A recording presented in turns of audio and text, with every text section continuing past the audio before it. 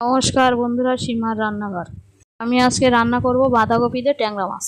বাঁধাকপি আলু সিদ্ধ বসালাম, নামিয়ে নিলাম। ট্যাংরা মাছ নিলাম, লবণ দিলাম, হলুদ দিলাম, মাছের গায়ে মাখিয়ে নিলাম।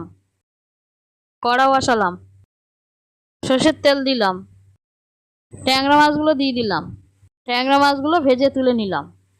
সর্ষের তেল দিলাম, পেঁয়াজ দিলাম, টমেটো দিলাম, আদা দিলাম, লবণ দিলাম, হলুদ দিলাম, জিরের গুঁড়ো দিলাম, লঙ্কার গুঁড়ো দিলাম। নাড়াচাড়া করে নিলাম। আগে থেকে সিদ্ধ করা বাঁধাকপি দিয়ে দিলাম। নাড়াচাড়া করে নিলাম। বাঁধাকপিটা কষে নিলাম, জল দিলাম। ফুটে উঠলে ট্যাংরা মাছগুলো দিয়ে দিলাম, চিনি দিলাম। কিছুক্ষণ পরে নামিয়ে দিলাম। আমার রান্নাটা ভালো লাগলে লাইক, সাবস্ক্রাইব, কমেন্ট, শেয়ার করুন। ফ্যান্টাস্টিক।